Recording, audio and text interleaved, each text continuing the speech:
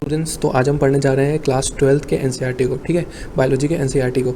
तो हम देख सकते हैं कि पार्ट 1 का जो एनसीईआरटी है वो है हमारा 11th का, और पार्ट 2 का जो एनसीईआरटी है वो 12th का, ठीक है। तो जितने भी यूनिट डिवाइड किए गए हैं वो पार्ट 1 और पार्ट 2 एक साथ लेकर किए गए हैं। तो जो रिप्रोडक्शन का चैप्टर है वो यूनिट 6 में आता है, और यूनिट 1 से लेकर 6 तक वो 11th का चैप्टर है ना। 11th का चैप्टर है, और 6th के बाद जो होगा वो 12th का चैप्टर आएगा। तो इस चैप्टर में हमें खास चीज़ पढ़ना क्या है, पहले हम ये देखते हैं कि अगर हम कंपेयर करें कि 11th और 12th के बायोलॉजी को, तो 11th का बायोलॉजी थोड़ा रटने का है, ठीक है। उसमें बहुत सारे चैप्टर ऐसे हैं जिसमें याद रखना बहुत ज़्यादा पड़ता है, बट इसमें क्या है, 12th के चैप्टर पे समझने वाले चैप्टर बहुत सारे हैं और रटने वाले चैप्टर कम है, ठीक है। तो पहला यूनिट जो हम स्टार्ट करने जा रहे हैं 12th में वो है रिप्रोडक्शन।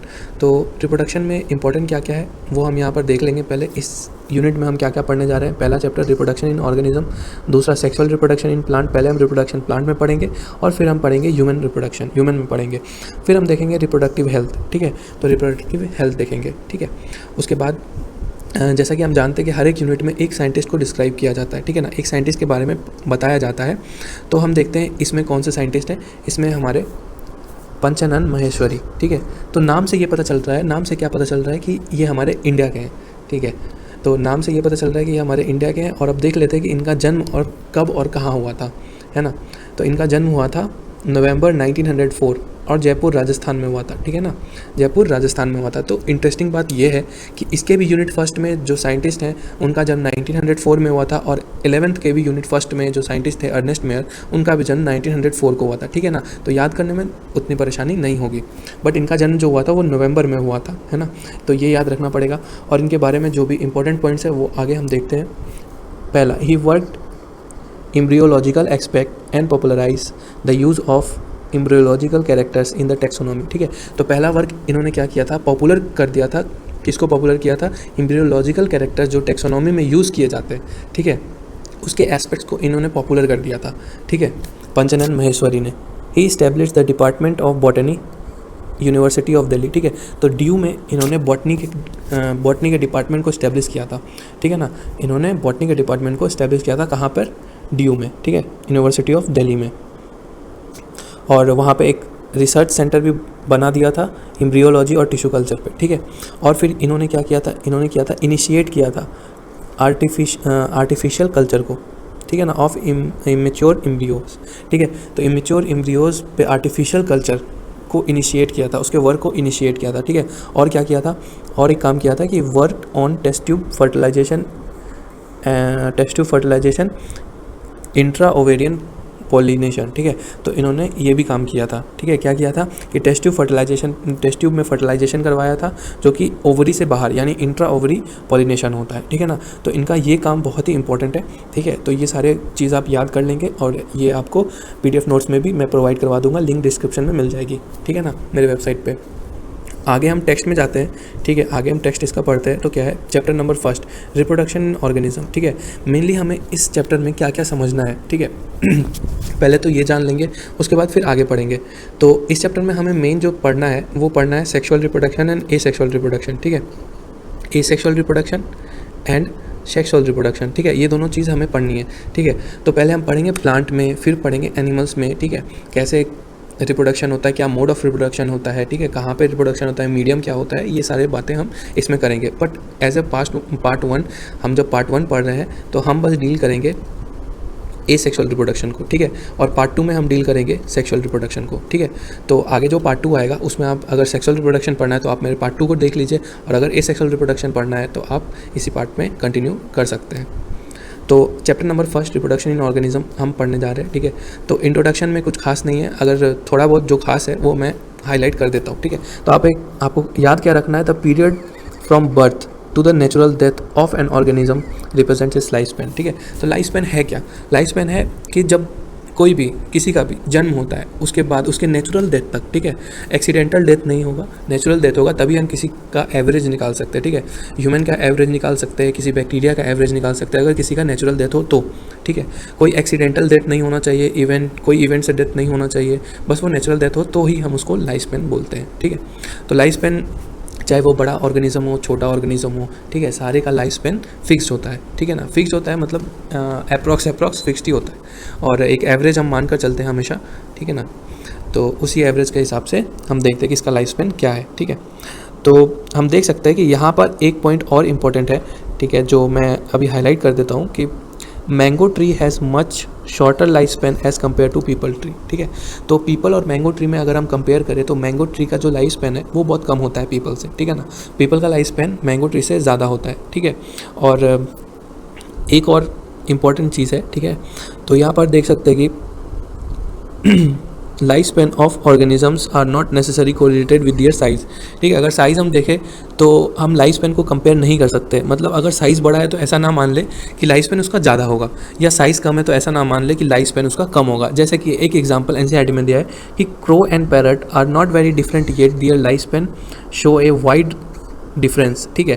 तो हम देख सकते हैं कि जो क्रो है और पैरट है, ठीक है ना, दोनों का साइज़ ऑलमोस्ट सेम ही होता है, ज़्यादा डिफरेंस नहीं होता, फिर भी उसके लाइफ स्पेन में बहुत ज़्यादा डिफरेंस होता है, ठीक है।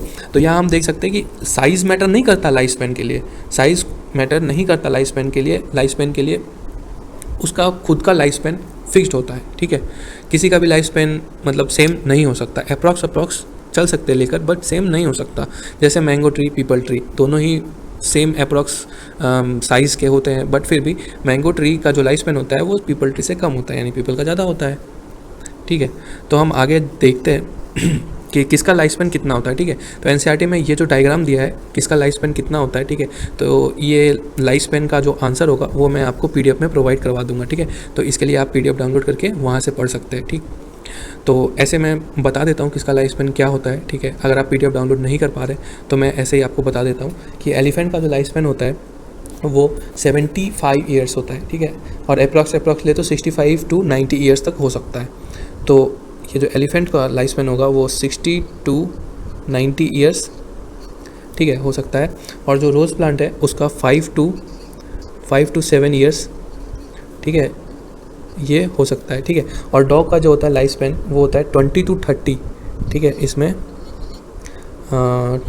20 to 30 ईयर्स, ठीक है, इसके लाइफ स्पेन में 20 to 30 ईयर्स का इसका लाइफ स्पेन होता है, ठीक है। और हम अगर बटरफ्लाई का देखें तो वो एनसीईआरटी में गिवन है, क्रो का देखें तो एनसीईआरटी में गिवन है, और जो बनाना ट्री है, ठीक है, तो इसका लाइफ स्पेन होता है 20 से 25 ईयर्स, ठीक है, 20 से 25 ईयर्स। और जो काऊ का होता है वो होता है 15 to 25 ईयर्स, ठीक है। पैरट का लाइफ स्पेन गिवन है और क्रोकोडाइल का लाइफ स्पेन गिवन है। हॉर्स का लाइफ स्पेन जो होता है वो होता है 50 to 62 ईयर्स, ठीक है। फ्रूट फ्लाई का लाइफ स्पेन, यहाँ पर एक मिनट, फ्रूट फ्लाई का जो लाइफ स्पेन होता है, ठीक है, यहाँ पे फ्रूट फ्लाई का जो लाइफ स्पेन होता है वो होता है 1 मंथ का, ठीक है ना, 1 मंथ का लाइफ स्पेन होता है फ्रूट फ्लाई का, ठीक है। फिर उसके बाद आगे हम देखें यहाँ पर राइस प्लांट का जो लाइफ स्पेन होता है, राइस प्लांट का लाइफ स्पेन होता है 3 to 4 मंथ्स, 3 to 4 मंथ्स, ठीक है, 3 to 4 मंथ्स। और टोटोइस का यहाँ पर एनसीईआरटी में गिवन है 100 to 150 ईयर्स, ठीक है। और बनियान ट्री का जो लाइफ स्पेन होता है वो होता है 300 to 500 ईयर्स, ठीक है ना, ये होता है 300 to 500 ईयर्स, ठीक है, इतना लाइफ स्पेन होता है। तो यहाँ पे सारे का लाइफ स्पेन हम देख चुके हैं, ठीक है। तो आगे पढ़ते हैं, आगे है रिप्रोडक्शन। अब देखते हैं कि रिप्रोडक्शन होता क्या है, ठीक है। तो reproduction is defined as a biological process, एक मिनट, हाँ, reproduction is defined as a biological process in which an organism gives rise to young ones, ठीक है। रिप्रोडक्शन एक ऐसा प्रोसेस है जिसमें जो ऑर्गेनिज्म है, ठीक है, वो एक यंग वंस को जन्म दे सकता है, ठीक है ना, एक यंग वंस को जन्म दे सकता है। In which an organism give rise to young ones, ठीक है, जिसको हम लोग क्या बोलते हैं, ऑफस्प्रिंग बोलते हैं, ठीक है ना, सिमिलर टू इटसेल्फ, ठीक है। यहाँ पर देख सकते हैं कि सिमिलर वर्ड का यूज़ किया गया है, सेम वर्ड का यूज़ नहीं किया गया है, ठीक है, उसके जैसा, ठीक है, हूबहू उसके जैसा हो ये ज़रूरी नहीं है, मोड ऑफ रिप्रोडक्शन पे बहुत डिपेंड करता है, ठीक है। तो आगे बढ़ते हैं, द ऑफस्प्रिंग ग्रो, ठीक है, ऑफस्प्रिंग क्या होगा, वो ग्रो करेगा, ठीक है, मैच्योर होगा, ग्रो करेगा, सॉरी एक मिनट, हाँ, तो यहाँ पर देख सकते हैं आप, ऑफस्प्रिंग जो है वो क्या करेगा, ग्रो करेगा, मैच्योर होगा, ठीक है, grow, mature and turn to produce new offspring, ठीक है, और फिर वो भी एक न्यू ऑफस्प्रिंग को जन्म दे सकता है, ठीक है ना। तो रिप्रोडक्शन क्या है? अल्टीमेटली रिप्रोडक्शन वो बायोलॉजिकल प्रोसेस है जिसमें एक ऑर्गेनिज्म दूसरे ऑर्गेनिज्म को बर्थ देता है, ठीक है ना, यानी कि अपने ऑफस्प्रिंग को जन्म देता है, ठीक है। Thus there is a cycle of birth, growth and death, ठीक है। तो ये साइकिल फिर चलता रहता है, बर्थ होगा, ग्रोथ होगा, फिर डेथ हो जाएगा, ठीक है। बट इसके बीच में एक प्रोसेस आता है रिप्रोडक्शन का, बर्थ, ग्रोथ और डेथ, ग्रोथ और डेथ के बीच में एक प्रोसेस रिप्रोडक्शन का आता है जिसमें कि वो अपने ऑफस्प्रिंग को जन्म देकर मरता है, यानी कि उसका जनरेशन आगे बढ़ता जाए, ठीक है। तो आगे पढ़ते हैं हम। Reproduction enables the continuity of the species generation after generation, ठीक है। तो रिप्रोडक्शन क्या इंश्योर करता है? रिप्रोडक्शन ये इंश्योर करता है कि उस जनरेशन को पीढ़ी दर पीढ़ी आगे बढ़ाया जाए, ठीक है ना। तो अगर रिप्रोडक्शन है तभी जनरेशन को इस्टेब्लिश्ड है, और अगर रिप्रोडक्शन नहीं है किसी जनरेशन में तो वो जनरेशन वहीं ख़त्म हो जाएगा, ठीक है ना। उसका जब नेचुरल डेथ हो जाएगा तो वो जनरेशन ख़त्म, उसके आगे कोई जनरेशन नहीं हो पाएगा। You will study letter in chapter 5 principle of inheritance and variation how genetic variation is created and inherited during the reproduction, ठीक है। तो जेनेटिक्स जो चैप्टर है हमारा चैप्टर 5, उसमें हम क्या पढ़ेंगे? उसमें हम पढ़ेंगे कि कैसे जेनेटिक वेरिएशन बनता है और आगे वाले प्रोजेनी में ट्रांसफ़र होता है, ठीक है। There is a large diversity in the biological world and each organism has evolved its own mechanism to multiply and produce offspring, ठीक है। तो इतनी ज़्यादा डाइवर्सिटी में क्या होता है कि जितने भी ऑर्गेनिज्म है सारे के पास अपना मैकेनिज्म होता है, कैसे वो रिप्रोड्यूस कर सके, कैसे वो अपने जनरेशन को बढ़ा सके, कैसे वो डिवाइड कर सके, ठीक है। तो यहाँ हम देखते the organism's habitat, its internal physiology and several other factors are collectively responsible for how it reproduce, ठीक है। तो उसके रिप्रोडक्शन के लिए कौन कौन से फैक्टर रिस्पॉन्सिबल होते हैं? उसका हैबिटेट, ठीक है ना, जहाँ वो रहता है, उसका इंटरनल फिजियोलॉजी, ठीक है, और कुछ और फैक्टर हैं जो कि रिप्रोडक्शन को इन्फ्लुएंस करते हैं, ठीक है। Based on whether there is a participation of one organism और two in the process of reproduction, it is of two types, ठीक है। तो हम देखते हैं कि रिप्रोडक्शन के प्रोसेस में या तो एक या तो दो, ठीक है ना, अगर इन पेरेंट्स का इन्वॉल्वमेंट होता है तो इसके बेसिस पे हमने दो कैटेगरीज डिवाइड की हैं, ठीक है ना। दो ऑर्गेनिज्म का अगर होगा तो उसे हम सेक्सुअल रिप्रोडक्शन बोलेंगे, अगर गैमेट फॉर्मेशन होगा तो, ठीक है। और एक इंडिविजुअल अगर रिप्रोड्यूस कर सकता है तो उसे हम एसेक्सुअल रिप्रोडक्शन बोलते हैं, ठीक है। तो सेक्सुअल रिप्रोडक्शन देख लेते हैं, जब दो ऑर्गेनिज्म, दो पेरेंट्स हों, ठीक है ना, अपोजिट सेक्स के होने चाहिए, ये कंडीशन है, अपोजिट सेक्स के होना चाहिए, पार्टिसिपेट करेंगे रिप्रोडक्शन प्रोसेस में, और फ्यूज़न ऑफ गैमेट भी होगा, ठीक है ना। ये बहुत इंपॉर्टेंट पॉइंट है कि फ्यूज़न ऑफ गैमेट भी होगा, ठीक है। यहाँ पे मैं हाईलाइट कर देता हूँ कि involve fusion of male and female gametes, ठीक है, तो ही हम उसको सेक्सुअल रिप्रोडक्शन बोलेंगे, ठीक है।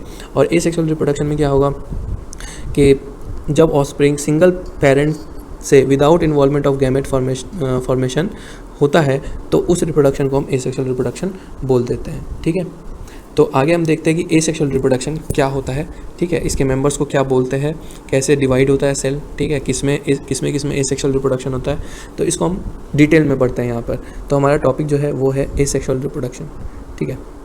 In this method the single individual parent is capable of producing offspring, ठीक है। तो सिंगल पेरेंट ही होता है तो वही ऑफस्प्रिंग प्रोड्यूस कर लेता है, ठीक है। As a result the offspring that are produce not only identical, ठीक है, तो वो ना ही आइडेंटिकल होते हैं बल्कि एग्जैक्ट कॉपी होते हैं अपने पेरेंट्स के, ठीक है। तो वो हुबहू अपने पेरेंट्स के कॉपी होते हैं, क्योंकि कोई वेरिएशन नहीं होता है ना, दो पेरेंट्स अगर इन्वॉल्व होंगे तभी वेरिएशन होगा, ठीक है, तभी सेक्सुअल रिप्रोडक्शन में वेरिएशन दिखता है, बट इसमें वेरिएशन नहीं दिखता, ठीक है। तो जो भी इंडिविजुअल बनते हैं, जैसे कि यहाँ पर आप देख सकते हैं कि एक ईस्ट सेल है, ठीक है, तो इसमें हुई बडिंग, ठीक है, क्योंकि ईस्ट में क्या होती है, बडिंग होती है, ठीक है। तो इसमें ये जो बर्ड है वो फिर ग्रो करेगा, ठीक है, और फिर ये वेल डेवलप बर्ड बन के इवेंचुअली इससे ब्रेक होके एक नया ईस्ट बना लेगा, ठीक है। तो वो जो नया ईस्ट होगा, ठीक है, वो इसके हूबहू कॉपी होगा, ठीक है ना, क्योंकि एसेक्सुअल मोड ऑफ रिप्रोडक्शन से ये रिप्रोड्यूस कर रहा है तो इसके हूबहू कॉपी होगा वो जो बर्ड होगा, ठीक है। फिर यहाँ पर हम देख सकते हैं the term clone is used to describe such morphological and genetically similar or individual, ठीक है। तो आप देख सकते हैं कि ये बहुत ही इंपॉर्टेंट पॉइंट हो जाता है यहाँ पर कि ये जो क्लोन होते हैं, ठीक है, वो मॉर्फोलॉजिकली और जेनेटिकली सिमिलर होते हैं इंडिविजुअल के, ठीक है ना। यानी कि ये जो नया ईस्ट होगा वो क्या होगा, वो जेनेटिकली और मॉर्फोलॉजिकली ये दोनों आपस में सिमिलर होंगे, ठीक है। तो एक एसेक्सुअल रिप्रोडक्शन का बहुत बड़ा डिसएडवांटेज ये होता है कि अगर कोई भी इन्वायरमेंट में चेंज होता है, ठीक है, तो अगर इसका जो पेरेंट है, ठीक है, वो सर्वाइव नहीं कर पाया तो इसके जो आगे प्रोजनी होते हैं वो भी सर्वाइव नहीं कर पाएंगे, ठीक है। तो एक मेरिट बहुत अच्छा होता है सेक्सुअल रिप्रोडक्शन में कि उसमें वेरिएशन होता है, ठीक है, वो इन्वायरमेंट के प्रति अपने आप को वेरी कर सकते हैं, ठीक है। तो वो वेरिएशन होगा तो सर्वाइवल रेट वहाँ पे बढ़ जाता है, बट यहाँ पर नहीं रहता।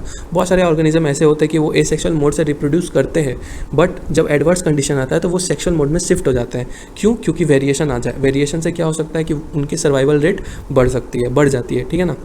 तो आप देख सकते हैं कि यहाँ पर जो एग्जांपल दिया हुआ है, ठीक है ना, यहाँ पर जो एग्जांपल है वो क्या है, वो ईस्ट का एग्जांपल है। तो यहाँ पर हम याद रखेंगे, ठीक है ना, कि यहाँ पर हम याद रखेंगे कि cell division in unicellular organism, जैसे कि बडिंग इन ईस्ट, ठीक है ना, ईस्ट में क्या होती है, बडिंग होती है। तो 11th क्लास में भी हमने पढ़ा है कि ईस्ट और हाइड्रा ये दोनों में बडिंग होती है, ठीक है ना। और फिर बाइनरी फिजन एमीबा, एमीबा में क्या होता है, बाइनरी फिजन, ठीक है, एमीबा में क्या होता है, बाइनरी फिजन। तो आप यहाँ पर देख सकते हैं कि ये हमारा डायग्राम जो है ये अमीबा का है, ठीक है। पहले ये अमीबा, फिर उसके बाद इसका जो न्यूक्लियस है, ठीक है ना, वो क्या होता है, वो बड़ा होता है, ठीक है, न्यूक्लियस बड़ा होता है, फिर न्यूक्लियस का फिजन हो जाता है। पहले न्यूक्लियस डिवाइड करेगा, उसके बाद सेल डिवाइड करता है, ठीक है ना। पहले न्यूक्लियस डिवाइड होगा, फिर सेल डिवाइड होगा, और फिर 2 नए अमीबा बन के तैयार हो जाएंगे, ठीक है। तो ये है यूनिसेल्यूलर। तो जो यूनिसेल्यूलर ऑर्गेनिज्म होता है, वैसे ही हमने पढ़ा था 11th के फर्स्ट चैप्टर में कि ग्रोथ और रिप्रोडक्शन जो होता है वो साइनोनिमस होता है, मतलब एक ही होता है। तो यहाँ पर आप देख सकते हैं कि पहले अमीबा अगर ग्रोथ कर रहा है यहाँ से यहाँ तक, तो फिर उसके बाद वो डिवाइड हो गया, और जब डिवाइड हो गया तो वो 2 अमीबा में टूट गया। तो 2 अमीबा में टूट गया, 2 डॉटर सेल अगर बना लिया है, तो ये तो अमीबा कभी मरा ही नहीं ना, ये लगभग इमॉर्टल ही होते हैं, यूनिसेल्यूलर ऑर्गेनिज्म इमॉर्टल ही होते हैं, ठीक है। जब तक उनके इवेंचुअली कुछ डिजास्टर ना आ जाए तब तक वो मरते नहीं हैं, तब तक वो डिवाइड ही करते रहते हैं, अपना नंबर, अपना ग्रोथ बढ़ाते ही रहते हैं, ठीक है। तो फिर उसके बाद अब हम आगे चलते हैं यहाँ पर। Let us see how whispered asexual reproduction is among different groups of organism, ठीक है। तो हम देखते हैं कि एसेक्सुअल रिप्रोडक्शन कैसे दूसरे ग्रुप में फैला हुआ है, ठीक है। Asexual reproduction is common among single cell, ठीक है। तो ये सिंगल सेल में क्या होता है, कॉमन होता है, ठीक है, सिंगल सेल ऑर्गेनिज्म में कॉमन होता है, और प्लांट्स और animals with relatively simple organisation, ठीक है। और जो प्लांट्स और एनिमल होता है जिसका ऑर्गेनाइजेशन ही सिंपल होता है, ठीक है, जिसका ज़्यादा कॉम्प्लेक्स ऑर्गेनाइजेशन नहीं होता, तो उनमें भी एसेक्सुअल रिप्रोडक्शन होता है, ठीक है।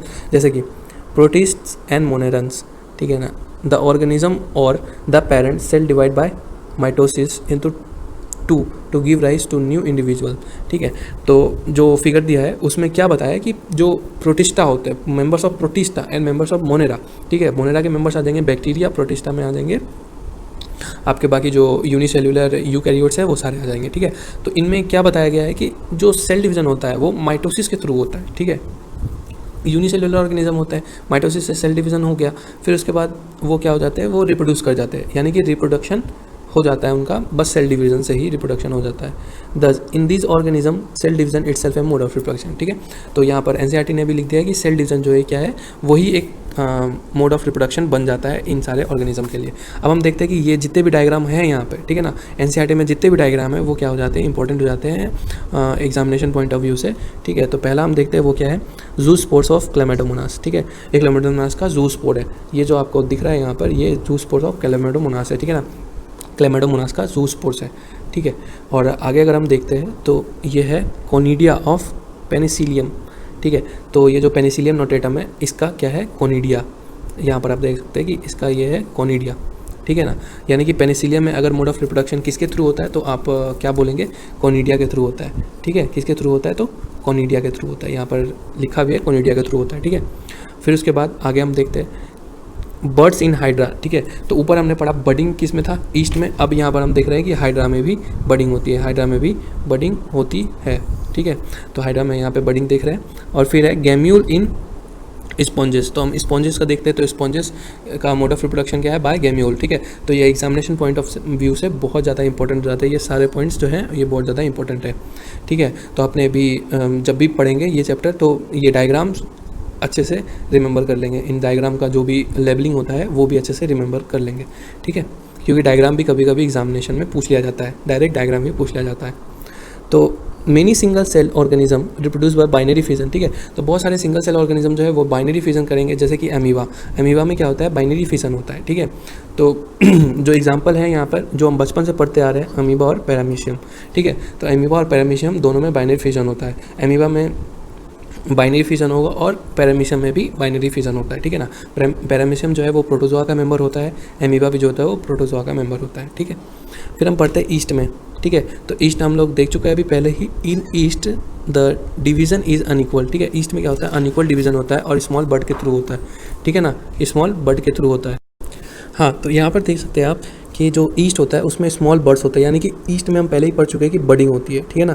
ईस्ट और हाइड्रा में क्या होती है, बडिंग होती है, और फिर वो क्या होता है, पेरेंट सेल में अटैच्ड होता है, ठीक है ना। इनिशियली पेरेंट सेल में अटैच होता है, फिर जब वो ग्रो कर जाता है तो इवेंचुअली गेट सेपरेटेड, ठीक है ना, and mature into new east. तो जब भी वो ग्रो कर जाएगा, ठीक है ना, और मैच्योर हो जाएगा तो वो अपने पेरेंट बॉडी से क्या होगा, डिटैच होकर और एक नया ईस्ट का फॉर्मेशन कर लेता है, ठीक है। तो ये जो होती है वो बडिंग इन ईस्ट होती है, और हाइड्रा में भी कुछ वैसा ही होता है, ठीक है। Under favourable condition amoeba withdraw, under unfavourable condition. तो अब देख सकते हैं कि अमीबा जो है फेवरेबल कंडीशन में बाइनरी फिजन करता है, बट जैसे ही अनफेवरेबल कंडीशन आती है, ठीक है, तो उसके जो स्यूडोपोडिया होते हैं, ठीक है, pseudopodia means false feet, and वो क्या होता है, वो विड्रॉ कर लेता है, स्यूडोपोडिया को पीछे कर लेता है, ठीक है, and secrete 3 layer hard covering और सिस्ट अराउंड इटसेल्फ, ठीक है। तो होता ये है कि जब अनफेवरेबल कंडीशन आती है, ठीक है ना, अनफेवरेबल कंडीशन में हाइड्रा जो है वो, सॉरी हाइड्रा नहीं, अमीबा जो है वो अपने स्यूडोपोडिया को अंदर सिकोड़ लेगा, ठीक है, और 3 लेयर्ड, एक मिनट यहाँ पे मैं दिखा देता हूँ कि ये जो अमीबा है, ठीक है ना, ये अमीबा है, जब वो अनफेवरेबल कंडीशन में होगा तो अपने चारों तरफ 3 लेयर कवरिंग, ठीक है, सिक्रीट करेगा, ठीक है। ये है अमीबा, ठीक है, ये 3 लेयर हार्ड कवरिंग सिक्रीट करता है, ठीक है ना। तो ये जो कवरिंग होती है फिर उसे ये अनफेवरेबल कंडीशन में सर्वाइव करने के लिए तैयार कर देती है, मतलब अनफेवरेबल कंडीशन में भी वो सर्वाइव कर सकता है। उसके बाद this phenomena is termed as encystation, ठीक है। तो आप देख सकते हैं कि जैसे ही सिस्ट का फॉर्मेशन हो जाता है अमीबा में, ठीक है, तो उसको इंसिस्टेशन बोलते हैं, ठीक है ना। जब भी सिस्ट का फॉर्मेशन होगा, और सिस्ट कितने लेयर की होगी, 3 लेयर की होगी, ठीक है ना, हार्ड कवरिंग होती है, 3 लेयर की होती है, हार्ड कवरिंग होती है। ये इस बार ही एनसीईआरटी में ऐड किया गया है, मतलब 1-2 साल पहले ऐड किया गया है, तो इसको अच्छे से पढ़ेंगे, ठीक है, क्वेश्चन इससे आ सकते हैं। बहुत इंपॉर्टेंट पॉइंट हो जाता है ये एग्जामिनेशन पॉइंट ऑफ व्यू से, कि इंसिस्टेशन क्या होता है, कि जब भी अमीबा के चारों तरफ अगर हार्ड कवरिंग बन जाती है, ठीक है ना, 3 लेयर की, तो उसे इंसिस्टेशन कहते हैं। और इंसिस्टेशन कब होता है, वो जब अनफेवरेबल कंडीशन का ऑनसेट होता है तभी होता है, ठीक है। अब देखते हैं कि जब फेवरेबल कंडीशन फिर से वापस आ जाती है, अभी भी सिस्टेड अमीबा है, ठीक है ना, जब फेवरेबल कंडीशन वापस से आ जाएगी तो ये जो इंसिस्टेड अमीबा होता है वो मल्टीपल फिजन करता है, ठीक है ना, वो मल्टीपल फिजन करता है और बहुत माइन्यूट अमीबा को प्रोड्यूस करता है, ठीक है ना, जिसको हम लोग स्यूडोपोडियोफोर्स बोलते हैं, ठीक है ना। वो जो माइन्यूट अमीबा को प्रोड्यूस करता है उसको हम लोग स्यूडोपोडियोस्पोर कहते हैं, ठीक है। तो यहाँ पर हम देख सकते हैं कि ये जो अमीबा है, ठीक है ना, ये जो अमीबा है ये फिर यहाँ पर मल्टीपल फिजन करेगा, ठीक है ना, यहाँ पर वो क्या करेगा, मल्टीपल फिजन करेगा इसी सिस्ट के अंदर, ठीक है। और ये मल्टीपल फिजन कब करता है, ये मल्टीपल फिजन जब फेवरेबल कंडीशन आएगी तभी करेगा, ठीक है ना। अनफेवरेबल कंडीशन में बस ये इंसिस्टेशन होता है, और फेवरेबल कंडीशन में ये मल्टीपल फिजन कर देगा, ठीक है ना, बट सिस्ट के अंदर ही होगा, ठीक है। फिर उसके बाद सिस्ट ब्रस्ट हो जाएगी और छोटा छोटा अमीबा जो है वो बाहर आ जाएगा, ठीक है, छोटा छोटा अमीबा बाहर आ जाएगा, जिसको हम लोग क्या बोलते हैं, स्यूडोपोडियोफोर्स, ठीक है, स्यूडोपोडियोफोर्स। आगे पढ़ते हैं। तो अगर पूछा जाए कि अनफेवरेबल कंडीशन में अमीबा किस तरह से डिवाइड करता है, तो वो मल्टीपल फिजन करता है, ठीक है, और फेवरेबल कंडीशन में वो बाइनरी फिजन करता है, ठीक है। बट ये जो प्रोसेस है उसको याद रखना है कि फेवरेबल कंडीशन में क्या होता है, अनफेवरेबल कंडीशन में क्या होता है। तो इंसिस्टेशन जो होता है वो अनफेवरेबल कंडीशन में होता है, बट इसमें इसके अंदर जो मल्टीपल फिजन होता है वो फेवरेबल कंडीशन आने के बाद ही होता है, ठीक है ना। बट अगर पूछा जाए ओवरऑल कि मल्टीपल फिजन अमीबा में कब होता है, तो वो अनफेवरेबल कंडीशन में होता है। द सिस्टेड वॉल ब्रस्ट आउट, ठीक है, तो सिस्टेड वॉल क्या होगा, वो फट जाएगा और फिर जो स्पोर्स होंगे वो बाहर आ जाएंगे, ठीक है, surrounding the medium to grow into the many amoeba, ठीक है, तो फिर बहुत सारे अमीबा में बन जाएंगे। तो इस फेनोमेना को क्या बोलते हैं, स्पोरुलेशन। तो स्पोरुलेशन और इंसिस्टेशन समझ में आ गया क्या होता है। इस फेनोमेना ये सिस्ट फॉर्मेशन का फेनोमेना है, इसको हम लोग बोलेंगे इंसिस्टेशन, और ये जो मल्टीपल फिजन और स्पोर्स बाहर निकलने का फेनोमेना है इसको हम लोग क्या बोलेंगे, स्पोरुलेशन, इसको हम लोग बोलते हैं स्पोरुलेशन, ठीक है। तो अब हम आगे बढ़ते हैं कि एसेक्सुअल रिप्रोडक्शन में क्या है, ठीक है। तो यहाँ पर हम कुछ डायग्राम देख सकते हैं, ठीक है, पहले हम टेक्स्ट को पढ़ लेते हैं उसके बाद डायग्राम देखेंगे, ठीक है, तो पढ़ना ईजी हो जाएगा, है ना। तो हम पहले टेक्स्ट देखते हैं कि क्या लिखा है। मेंबर्स ऑफ किंगडम फंजाई, ठीक है, जो फंजाई के मेंबर्स होते हैं, and simple plants such as algae, ठीक है ना, जो फंजाई के मेंबर और जो सिंपल प्लांट्स है algae reproduce through special asexual reproductive structure, ठीक है, वो स्पेशल एसेक्सुअल रिप्रोडक्टिव स्ट्रक्चर होते हैं उसके, ठीक है ना, वही जो है इस डायग्राम में दिया गया है। तो the most common of these structure are zoospores, ठीक है, तो जो मोस्ट कॉमन होते हैं वो जूस पोर्स होते हैं, और जूस पोर्स जो होते हैं वो मोटाइल होते हैं, ठीक है ना, याद रखना है, जूस पोर्स जो होते हैं वो मोटाइल होते हैं। पीडीएफ नोट में आपको सब कुछ प्रोवाइड करवा दूंगा। That usually are microscopic and motile structure, ठीक है, अब देख सकते हैं यहाँ पर भी लिखा हुआ है माइक्रोस्कोपिक होते हैं और मोटाइल स्ट्रक्चर होते हैं, ठीक है ना, वो मूवमेंट कर सकते हैं, मोटाइल मीन्स वो मूवमेंट कर सकते हैं। कौन? Juice pores. जूस पोर्स जो होते हैं वो कॉमन एसेक्सुअल स्पोर्स होते हैं, ठीक है ना। Other common asexual spores are conidia, जैसा कि आपने पहले पढ़ा था कि पेनिसिलियम में होता है, बर्ड जो हाइड्रा में होता है, गेम्यूल जो स्पॉन्ज में होता है, ठीक है ना। तो वहाँ पे हमने देखा था कि कोनिडिया जो होता है वो पेनिसिलियम में होता है, बर्ड होता है हाइड्रा में, और गेम्यूल होता है स्पॉन्ज में, ठीक है ना। तो आगे हम पढ़ते हैं, while in many animal and other simple organism the term asexual is used ambiguously, unambiguously, ठीक है ना। हम एसेक्सुअल टर्म यूज़ कर सकते हैं आराम से, बट प्लांट के लिए क्या होता है, हम लोग वेजिटेटिव रिप्रोडक्शन करेंगे, ठीक है ना, वेजिटेटिव रिप्रोडक्शन कहेंगे, ठीक है ना, प्लांट के लिए वेजिटेटिव रिप्रोडक्शन कहेंगे, और एनिमल के लिए क्या कहेंगे, एसेक्सुअल रिप्रोडक्शन कहेंगे, ठीक है। तो इसको बहुत अच्छे से ध्यान में रखना है। जैसे कि हमने 11th में पढ़ा था, प्लांट के लिए हम फाइलम पढ़ते हैं, सॉरी एनिमल के लिए हम फाइलम पढ़ते हैं और प्लांट के लिए डिवीजन पढ़ते हैं, वैसे ही यहाँ पे भी है कि एनिमल के लिए हम एसेक्सुअल रिप्रोडक्शन पढ़ते हैं, बट प्लांट के लिए हम वेजिटेटिव रिप्रोडक्शन पढ़ते हैं, ठीक है ना। In plants the unit of vegetative propagule such as, जैसे हम क्या क्या पढ़ेंगे, रनर पढ़ेंगे, राइजोम पढ़ेंगे, सकर पढ़ेंगे, ट्यूबर पढ़ेंगे, ऑफसेट पढ़ेंगे, बल्बिल पढ़ेंगे, ठीक है। तो ये सारे क्या है, ये सारे वेजिटेटिव प्रोपेग्यूल्स है, किसके लिए है, प्लांट के लिए है, जिससे कि वो एसेक्सुअली रिप्रोड्यूस कर सकता है, ठीक है ना। तो इससे जो ऑफस्प्रिंग बाहर निकलेगी, तो इस स्ट्रक्चर को हम लोग क्या बोलेंगे, वेजिटेटिव प्रोपेग्यूल्स, ठीक है। तो ये सारे जो स्ट्रक्चर है वो अपने प्रोजेनी को प्रोड्यूस करने के लिए स्ट्रक्चर वो बनाता है। कौन बनाता है, प्लांट बनाता है। मतलब क्या है, सेक्सुअल रिप्रोडक्शन जो प्लांट में होता है वो फ्लावर के थ्रू होता है, ठीक है ना, ये तो सबको पता है, फ्लावर के थ्रू होता है। बट एसेक्सुअल रिप्रोडक्शन जो प्लांट में होता है, अगर किसी और पार्ट से हो गया फ्लावर को छोड़कर, ठीक है ना, तो उसे वेजिटेटिव प्रोपोगेशन बोलेंगे, ठीक है ना। फ्लावर को छोड़कर अगर किसी पार्ट से हो गया प्लांट में एसेक्सुअल रिप्रोडक्शन, तो उसे हम क्या कहेंगे, वेजिटेटिव प्रोपोगेशन, ठीक है। तो अब हम देख सकते हैं यहाँ पर कि आलू जो है, पोटैटो में कैसे होता है, आइज से, पोटैटो में कैसे होता है, आइज से, पोटैटो के आइज से, यानी कि बर्ड से, ठीक है। सारे नीचे जो है वो दिए हुए हैं, ठीक है ना, किससे कैसे क्या होता है। तो यहाँ पर हम देख सकते हैं कि ये जो है जिंजर, इसमें कैसे होता है, इसमें होता है राइजोम से, ठीक है ना, राइजोम से कैसे होता है, राइजोम से। और एक और एग्जांपल है बनाना, ठीक है, बनाना, ठीक है। तो ये जो बनाना और जिंजर है, ये दोनों में कैसे होता है, राइजोम से, कैसे होता है, राइजोम से होता है, ठीक है ना, एसेक्सुअल रिप्रोडक्शन राइजोम से, ठीक है। और एक और एग्जांपल अगर आप याद करना चाहें, ठीक है ना, ये एक्स्ट्रा एग्जांपल है, और अगर आप याद करना चाहें तो water lily, water lily,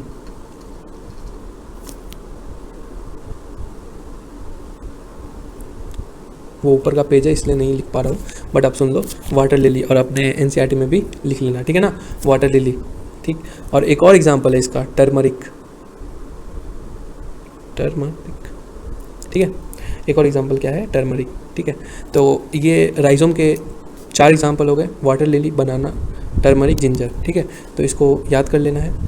NCERT में जो है उसको तो याद करना ही करना है, ठीक है, एनसीईआरटी में जो है उसको तो याद करना ही करना है। और ये जो है एग्जांपल, ये है बल्बिल का, ठीक है, ये क्या है एग्जांपल, बल्बिल का, ठीक है ना, जो किस में होता है, एगेव में, ठीक है ना। इसको आपको याद करना है क्योंकि एक ही एग्जांपल है ये, बल्बिल का अगेव, ठीक है, बल्बिल का अगेव। फिर उसके बाद यहाँ हम देखते हैं कि ये जो है ब्रायोफाइलम है, इसमें जो वेजिटेटिव प्रोपोगेशन होता है वो क्या होता है, एडवेंटिशियस बर्ड से, ठीक है ना, एडवेंटिशियस बर्ड से। ये बर्ड कहाँ से निकलते हैं, ये नॉच मीन्स जो यहाँ पे गहरापन है थोड़ा सा, ठीक है ना, जो यहाँ पे गड्ढा सा हो गया है, वहाँ से क्या होता है, जब ये सॉइल के कांटेक्ट में आते हैं तो ये रूट्स निकाल देते हैं, ठीक है ना, रूट्स निकल जाते हैं, तो एक नया प्लांट यहाँ से निकल जाता है, ठीक है ना, इस नॉच से ही नया प्लांट निकल जाता है। तो ये जो लीफ है वो ब्रायोफाइलम का है, ठीक है ना। तो ब्रायोफाइलम के लीफ से एसेक्सुअल रिप्रोडक्शन उसके लीफ में प्रेजेंट नॉच से होता है, ठीक है। अब हम देखते हैं कि ये क्या है, ठीक है। तो ये ऑफसेट है, ऑफसेट में रोजलेट बन जाते हैं, ठीक है ना। आप देख सकते हैं यहाँ पे इसके जो पत्तियाँ हैं ये फूल जाते हैं, ठीक है ना, इस जो पत्तियाँ हैं वो फूल जाती हैं, ठीक है, एक खास इंटरवल पे, और बीच में जो होता है वो स्टेम का कनेक्शन होता है। तो आप देख सकते हैं ये जो पार्ट है, ठीक है ना, इसको हम लोग ऑफसेट बोलते हैं, ठीक है, ऑफसेट बोलते हैं। और इसका जो एग्जांपल होता है वो होता है वाटर हाइसिंथ, ठीक है। तो इसका एक और एग्जांपल है pistia,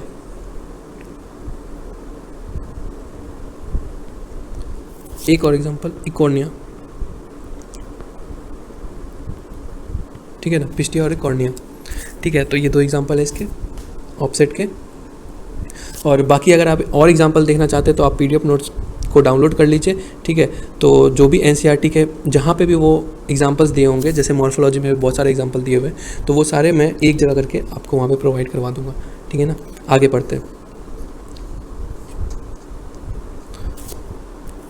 obviously since the formation of these structure do not involve two parents, ठीक है। तो एसेक्सुअल रिप्रोडक्शन में हम देख सकते हैं कि दो पेरेंट्स इन्वॉल्व नहीं है, ठीक है। एसेक्सुअल रिप्रोडक्शन में क्या है, दो पेरेंट्स इन्वॉल्व नहीं है।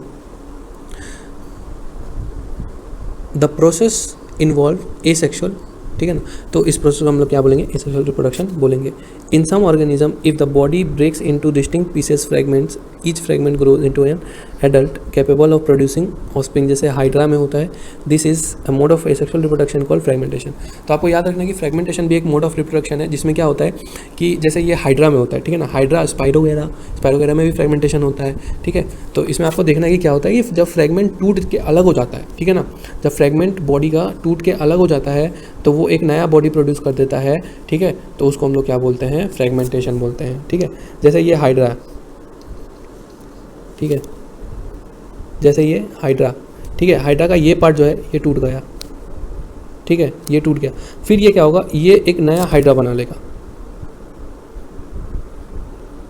ठीक है, ये एक नया हाइड्रा बना लेगा, जिसको हम लोग क्या बोलेंगे, फ्रेगमेंटेशन, ठीक है। तो हम क्या बोलेंगे, फ्रेगमेंटेशन, ठीक है।